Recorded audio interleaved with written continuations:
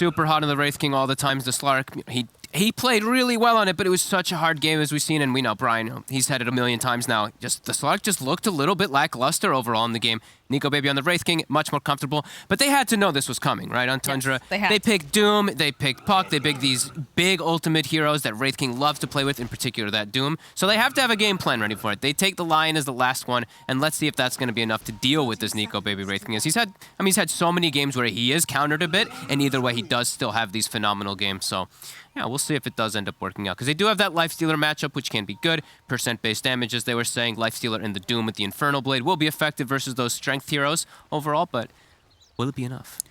But how much of this is just addressing the NicoBaby Wraith King, in the sense, right? Because you need to have, a plan to deal with everything that they've got with this lineup.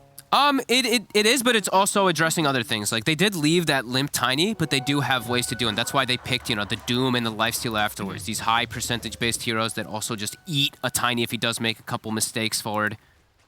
So yeah, we'll see. I mean, this will be an interesting one, and we'll see what S4 can do this time. He did have a bit of a rough time on the Centaur in the last game. He was just getting hunted. I think Fada had his number. This one, it looks like he should have a lot better of a time. He's not dealing with just like a one-to-one counter in the support position. Sure, he has to worry a little bit about Lifestealer and laning phase, but yeah, I think S4 should have a much easier time getting some clean initiations this game. And I mean, the other thing that you have to keep in mind too is the positioning of Hanskin, right? He's on his Shadow Demon. This is a hero he really excels on, so he is going to be able to provide some sort of a save, which is always very, very nice in case things... top already. Top lane, yeah, already. Boom. Fata. It's got to be the first blood, and the aggression is on here from Alliance. Yeah, this is a stronger lane as well, too. Rubik Centaur, it's not a weak lane by any means, but Shadow Demon is his own different beast now. This hero has gotten so many buffs over time. Illusions lasting 11 seconds at level 1, ridiculous. And later stages, he'll always have saves, different ways to turn fights around too, versus like, let's say, Doom or Coil, so able to buy time for his team to be able to arrive. Yeah, I really like this pickup this time. I mean, that's one thing that's really nice with this Alliance lineup here is they have ways to reset. You've got 2 lives on NicoBaby, hopefully, as long as, he has the mana available or he gets the shard. And then, of course, you have the reset. You've also got Stampede, so if you don't want to be in that position, you can just Stampede out. Whereas Tundra, a little bit more all in on the stuff here. Yeah. You can't really poke. You can poke with a puck, but at the same time, once you use that Dream Coil, it's down. Snapfire Kisses, same thing. Yeah. Effective, though, versus Stampede, right? Like, if he does get the coil when Stampede's going off, they have the follow-up. They do have some great damage to be able to throw into it here. And we're already here starting off the lanes. We're seeing a pretty big advantage coming off from Alliance, especially in mid lane, as we do expect. Limp, so comfortable in these matchups. He's played Tiny versus Puck 1,000 times, snaking. Ooh, the double stun lane. This is a problem here. One more hit. Oh, no, he at the last second, FNG will claim the snaking. Much easier kill lanes this time, too, on the side of Tundra, on the side of Alliance, sorry. This time they don't have a Wyvern. A Slark can be a little bit more defensive. This time it's full aggressive posture. Double stuns, Grimstroke thrives off of these type of plays, too. 33, he likely won't go down here because of how beefy he is with that armor, but yeah, snaking. Has to be super careful with his positioning there. Does go down the first time already. Stuns win games, man. They do. Gotta have them. And they hit level 2 first. That's always the important thing to look at those side lanes is who hits 2 first? The aggressive side or the defensive side is, that time the aggressive side thrives. A little bit of mind games too, right? Because you've already got 1 death on your lane. You're like, oh God, I have to play so carefully. We can't afford to have, this hero go and just snowball out of control as well. You just got to be a little more careful on the side of snaking. And that does mean NicoBaby now won't be under any pressure this game. I mean, it was similar like last game, though. He was under no pressure as the Slark, but as we said, NicoBaby Wraith King, a totally different story. That's just a stronger hero overall in the patch. And the actually timings. Pushes buildings, too. That's the thing that they had the Death Prophet last game to hit these objectives, but when I'm watching Slark, like, he has to just go for kills. He can't ever actually go for objectives. His top. The setup again, immediately. Rage coming out from Skeeter, but Cookie hop forward does manage to stun up S4, so he's got to be a little bit careful. Skeeter. Although there's plenty of damage being dumped over onto the Lifestealer as well. Yeah, he goes for the Orb of Venom in the lane to try to fight back versus the Centaur, but a ton of damage that does come out between Centaur and Shadow Demon, even at the first 2 levels, and it just gets worse. That's the thing is, like, Shadow Demon, when you get level 3, especially 2, you can apply a lot more pressure onto that top lane. Skeeter's falling quite behind again this time around. This time he's not a Medusa, though, so he doesn't have the freedom to just go to jungle, farm some stacks. Lifestealer is not that type of hero. And again, a lot of it comes down to, I feel, especially in this past, and even the previous patch, right? It's a lot about stacks. It's about, making these these camps set up very, very nicely and just accelerating the farm. Oh, For your snaking. cores. Yeah, he's just wandering on through. Limp's going to be able to get the water rune and the top. He's able to secure the one, but yeah, Limp able to get his own. Level 5 already on Limp, both mid laners evened out here.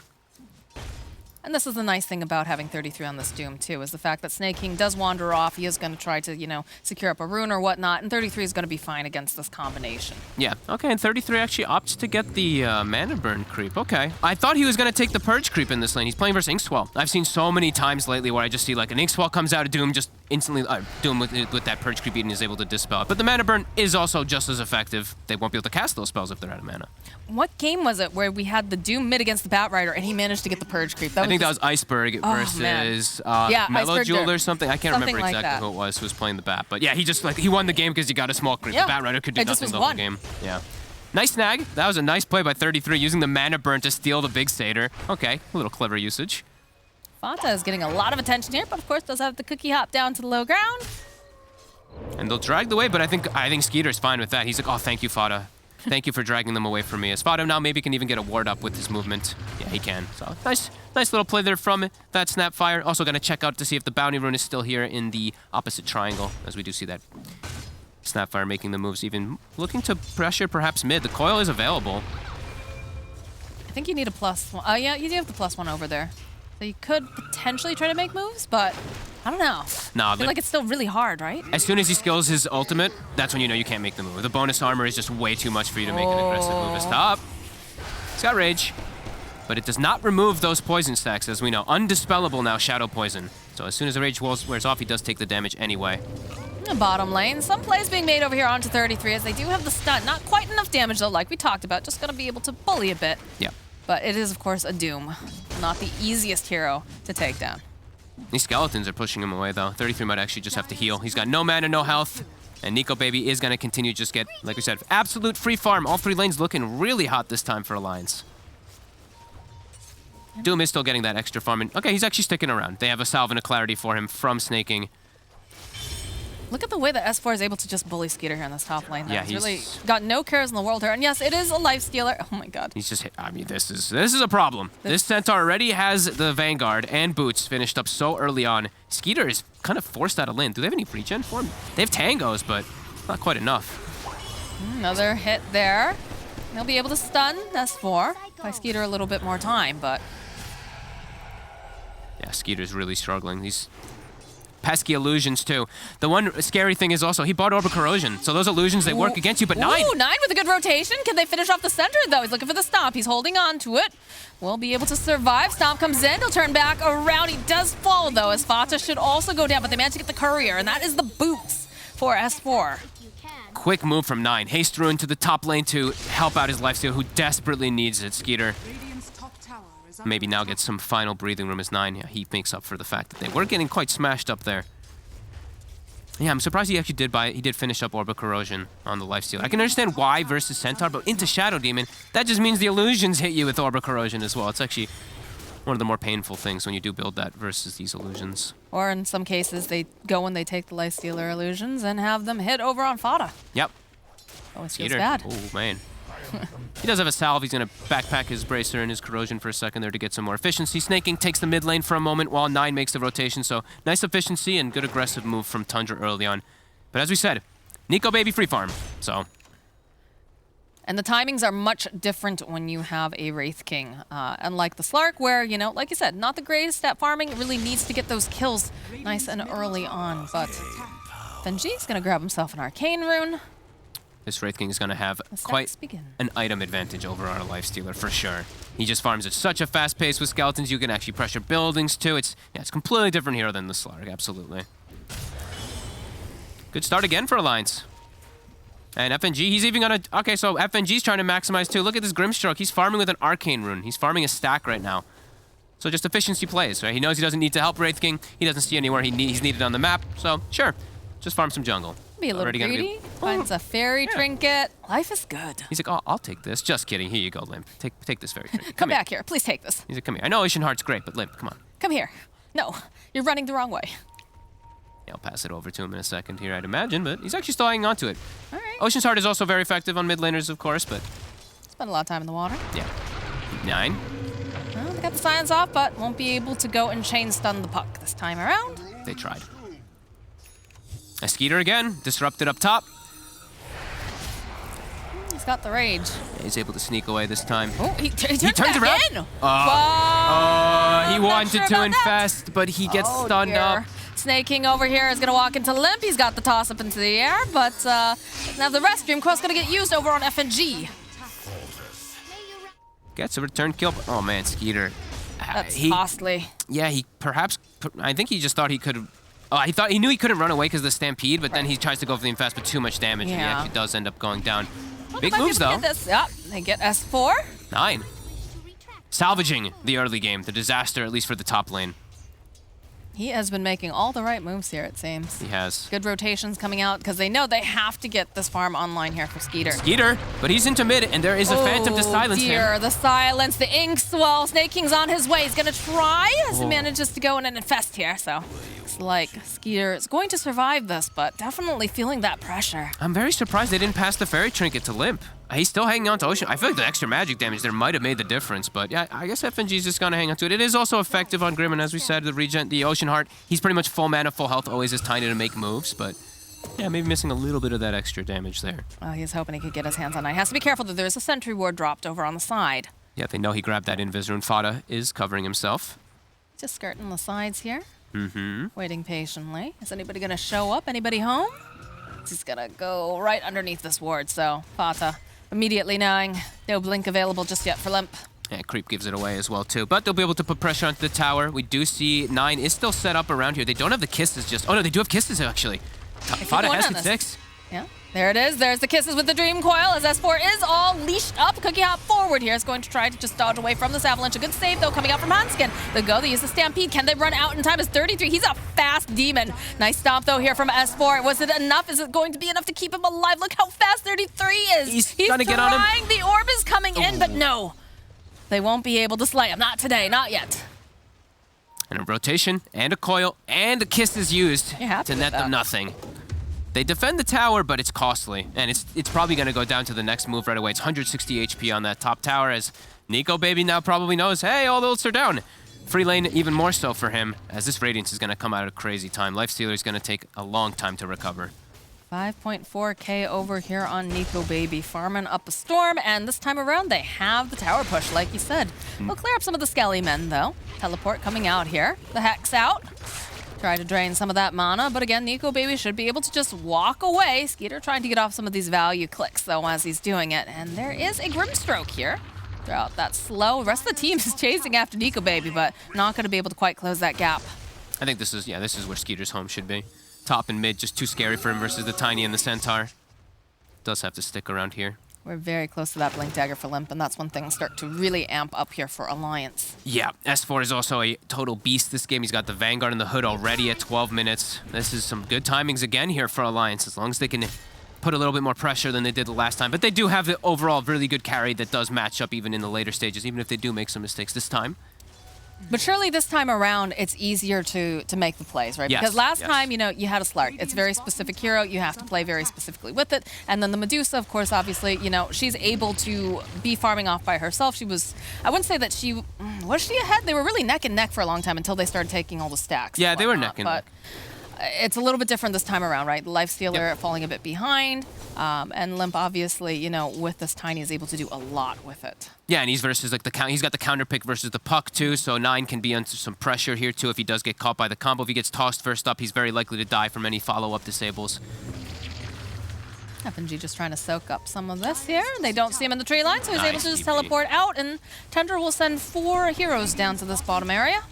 Yeah, and this is definitely the place for Skeeter to be. Oh, they're smoked up. They're looking for a play here. In fact, they should be able to go and find themselves a That's the blink reveal. Puck there.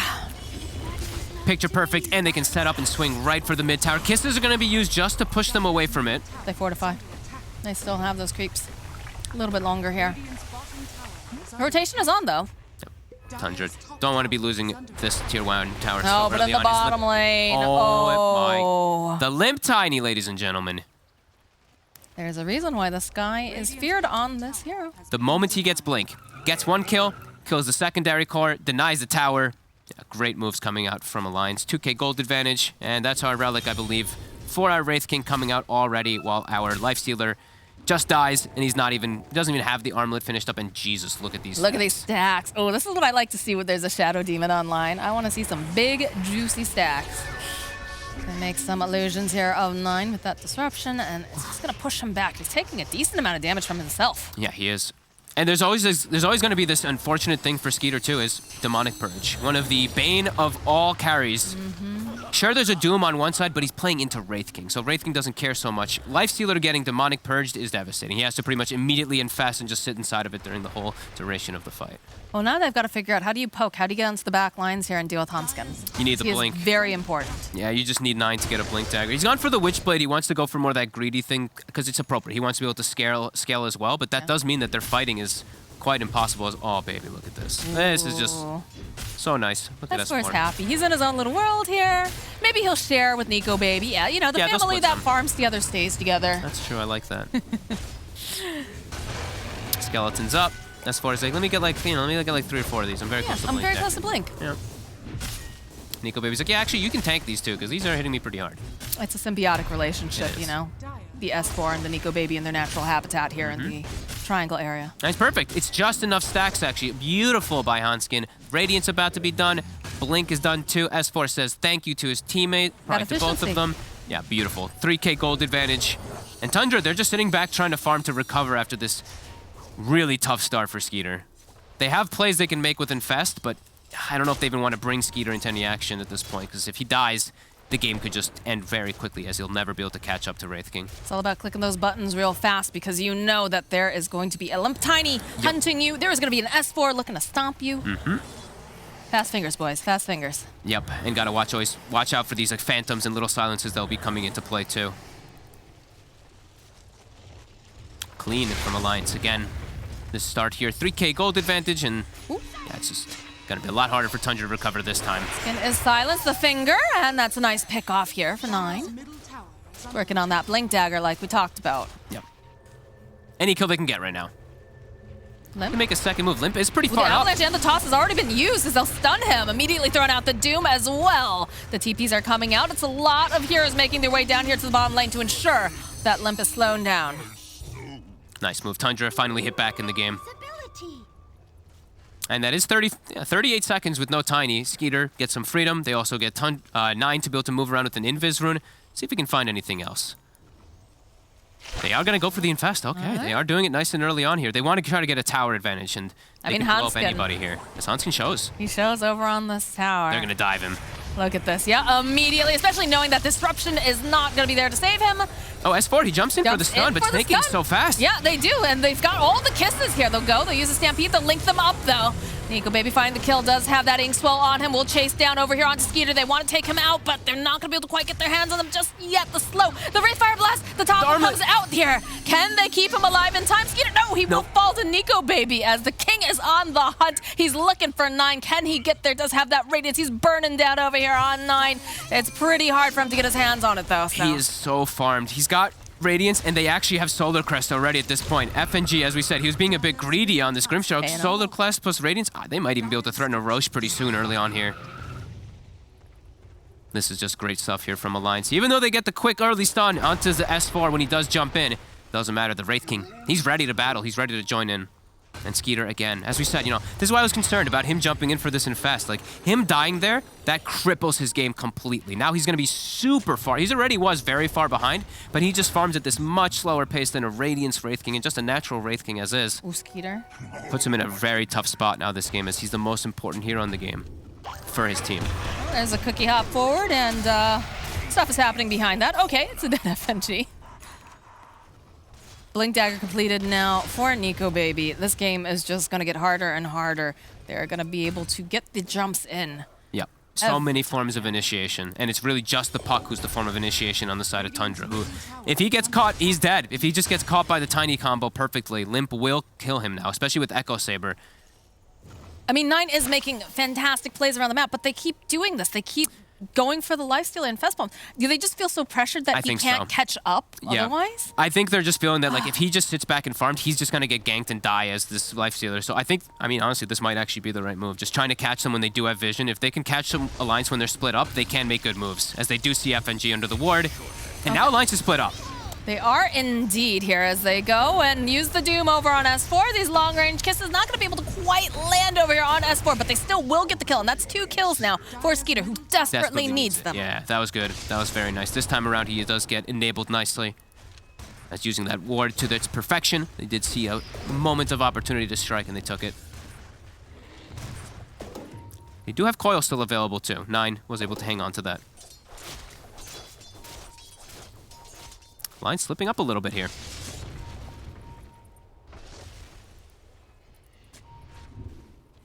NicoBaby still farming, still trying to defend this middle tower as well.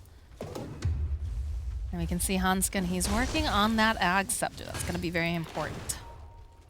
It's going to make, as always, it's always going to make these carries' lives quite miserable. Nothing to really, I mean, actually the break isn't that bad versus Lifestealer either.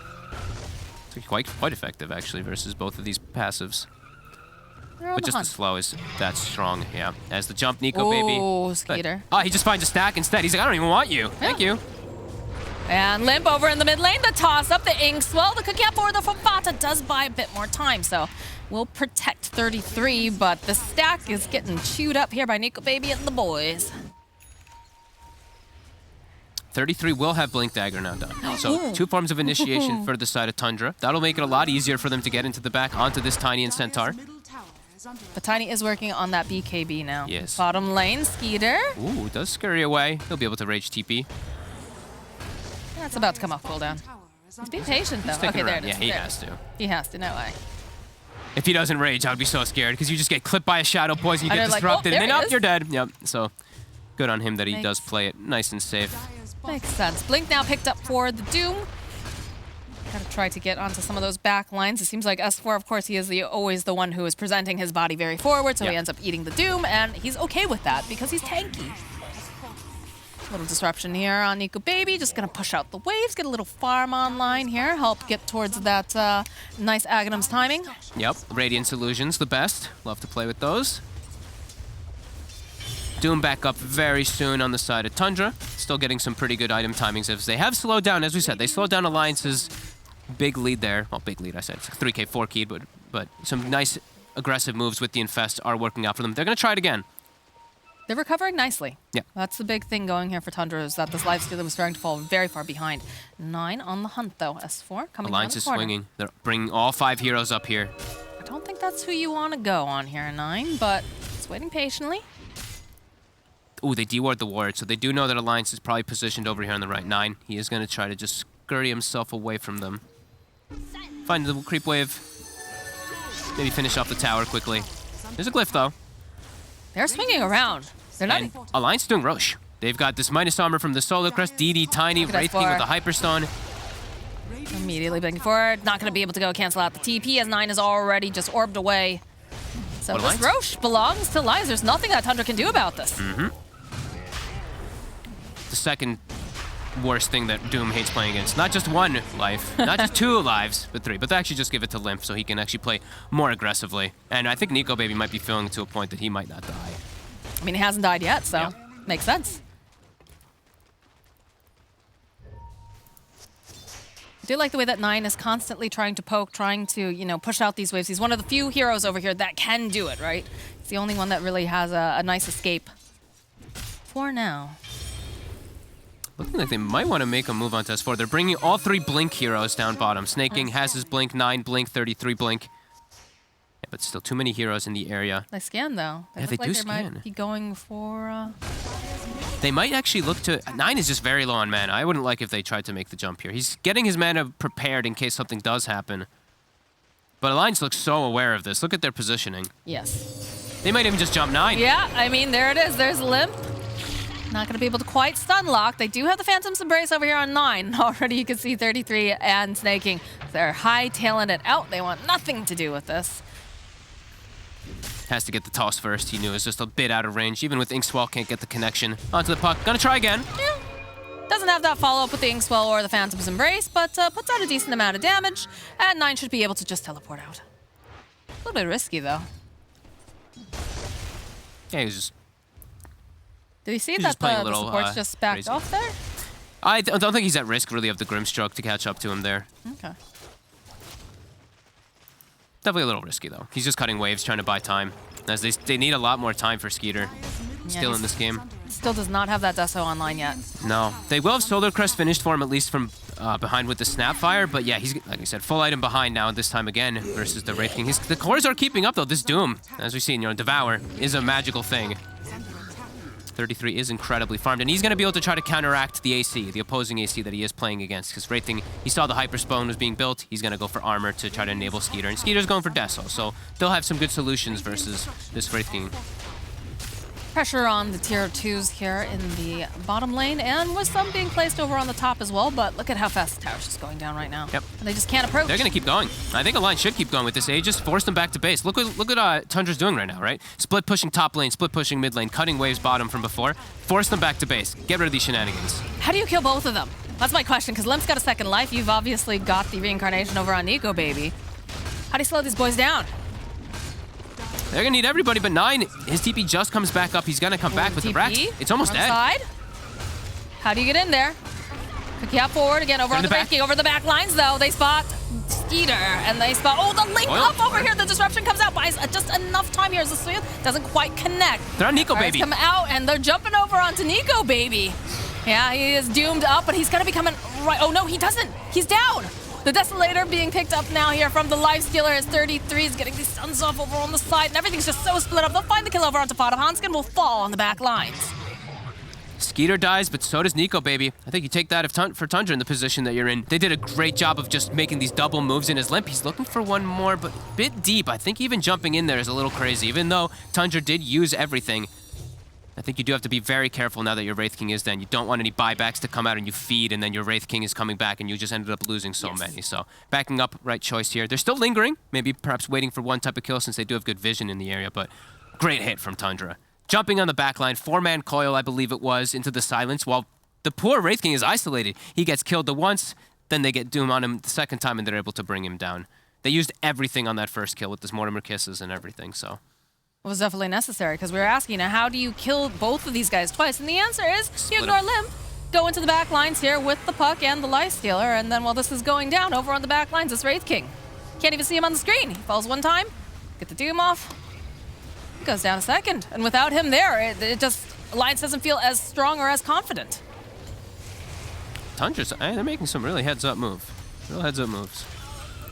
It's a risky one, but they have to go for it because they're losing their racks. They have to just jump in. They lose Skeeter, as I said, and 9, he dropped very low. He actually it was very close because he got leashed, but then the main target of the leash died, I'm pretty sure, so he gets unleashed, and then he's able to actually disconnect and get away from the fight there. But yeah, a risky move, but they do get a big kill finally onto that Wraith King. Right, it has to be the connecting person that goes down, right, for it to do a relapse? Yes. Right. They were also so split from everybody else, too. I mean, Tundra was all playing in their base when they made that jump. No, it was exactly the right play. You needed to split everyone apart, and they just managed to crack them. So a nice play here coming out from Tundra, but they still have to be very aware of the fact that Nico Baby is very much looming in this game. He is, and yeah, Skeeter, if he lives in that fight, it's huge for Tundra. Like, this comes out, it's kind of even. Of course, like, Tundra maybe favored a little bit in it, but they did have to utilize so much, right? Like, the ults are going to be down for a while now, too, so Alliance, they're going to have some time when the Wraith King respawns to make another hit, because Doom will be down for another, like, 70 seconds when he does respawn. Well, that and also the fact that, yes, you know, Skeeter has been starting to recover a little bit, but he's still not quite there yet, especially when you see, you know, the fact he's going up against a Wraith King that's got very good farming capabilities, and then the time that he's dead, this is time that he's not hitting creeps. He needs to catch up, and he's not finding that breathing room to be able to do it because, you know, Alliance keeps bringing the fight to them each time, and he has to react. Yeah, and he just keeps dying. It really is like if he gets out in even one of these situations, it's huge for them. But yeah, 4 deaths this time. 9, as we said, he's the standout this time for them. The Puck, 6-1. 6-1 and 4. 10 of the 12 kills. Been doing an excellent job so far. Has great spell lamp too. Grove Bow plus the Kaya Sange. Kaya Sange, I love this pickup lately on these Pucks when you're playing versus something like Tiny. Makes you tankier. Status are just as great. It does all the effective things that you do need versus those high bursty heroes that you can kind of get punished by. But you can see too, some of the BKBs are being picked up, or worked on rather, for the side of Alliance here, so. 9 tries to poke onto the tower again here, Hanskin. Continuing to be a nuisance, not letting this mid tower go down. Doesn't feel good when your illusions are plinking on you and you are itemized the way the puck is. But yeah, BKB is the next item here for the Wraith King, just finishing up that Assault Cuirass as well, just right before that fight, so yeah, it's going to make things more difficult, and it's going to put more pressure on this Lifestealer to be able to supply that physical damage, because if he's got the BKB up, Mortimer Kisses don't do a whole heck of a lot. They're thinking about hitting again here, the Infested, They do have looking for the Hanskin. back line. They're trying to find Hanskin. Ooh. They see him. They do see him, but there's the rest of orb. the team is nearby. Yeah. Let's be very careful. Yeah, they gotta be just a little bit more careful. I mean, the ward is spotting them, though, completely, and Alliance has no idea this ward is here. Alliance, they're gonna go back in. As we said, Doom on cooldown. The game plan was written for them. They'll slow him down, they'll stun him up a bit. You can see S4 getting into position, though. If anybody tries to go too hard over here on Nico Baby, they'll immediately respond, so. 25 seconds. Ooh, look at this. They're trying to do the play again here. Oh, the jump forward from Limp. Silence. Be able to go stun, silence. Are they going to be able to finish him off? Yes, They and will. that is going to be And now Speeder. He's Speeder. stuck over on the cliff. Oh, This is God. not where he wants to be at all. They're going to try to rain Hellfire down here using this Mortimer Kisses, but the disruption comes up, buys a bit more time. He's just stuck over here on all of this, and they can't do a whole heck of a lot. Toss they go. They leash them up, too. It goes right through that BKB. This is not looking great here, as FNG with the stroke of fate will be able to go get the kill. Snaking the stun up over here on Nico Baby. Slow him down, but now they don't have Skeeter and they don't have 9. They can just waltz right back in there if they They like. sure can. There's a Doom available, but Kisses were used, and 9, we're just praising him. Jumps up onto the high ground, gets his carry stuck. I mean, the vision is up there. He knew it was up there, too, because that's why he jumped up there to de-ward it, but not quick enough to be able to jump down Limp. Quickly gets the combo onto him, and yeah, it's quick disaster for Tundra as now Alliance get a Rex, and perhaps even a second one as they have another 20 seconds. Oh, the jump forward from Snake King. Ooh. That's pretty scary. That is a very crazy Oh, dive. but 33 over on the back lines. Do they have any stun? They have the disruption. They follow up here with the Inkswell on Nico Baby. This is looking like a dead 33.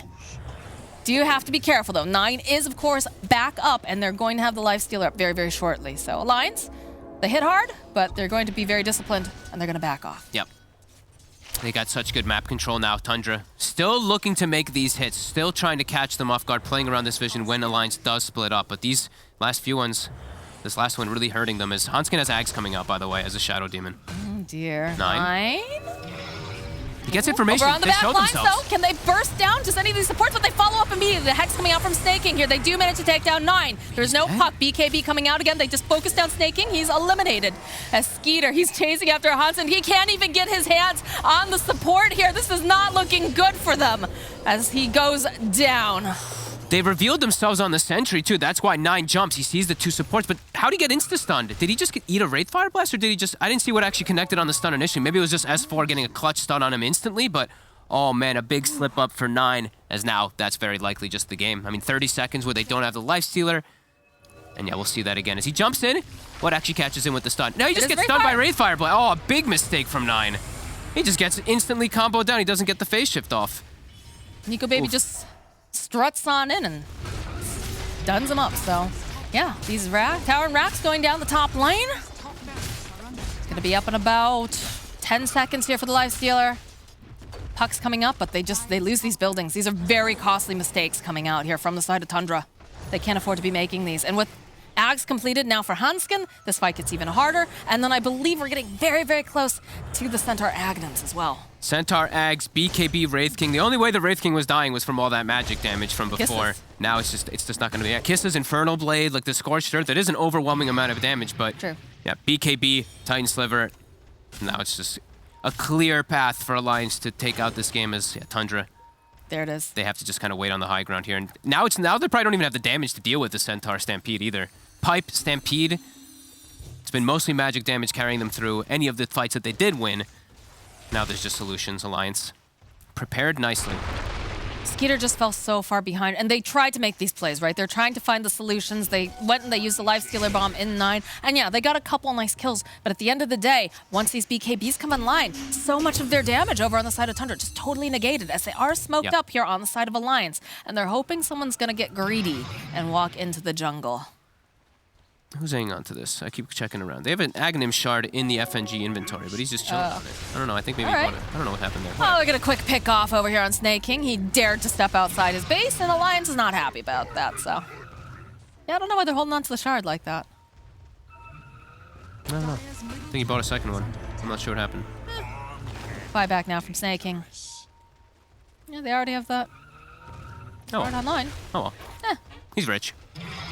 Man, what's it like to be a rich position 5? Yeah. Tundra. I want that. Looking for the wraparound again. Nico, though, the jump forward immediately. The Ray Fire Blast over here onto the Snap Fire as they go with the Infest Bomb. Can they blow up Hanskin fast enough? He is leashed up. He's got the Disruption, though, and the BKB over here. They'll turn right back around again. Fanta will fall. Fanta will buy back. Nice Hanskin's still alive. here. But Nico, baby, just hitting over on the side. They take down Knight, they take down Skeeter, and the chase is on now here. Force making the jump forward, the blink, the toss. They just delete him, and the GG gets called. They couldn't even take out Hanskin. He able to get the self-disruption off with the Essence Ring, saving his life for a second there is Alliance. This time the game plan works. They get the super farmed Wraith King from the start of the game. Centaur has an excellent start top. Limp with his blink reveal early on, getting 2 huge kills on both cores, as well as getting the tower.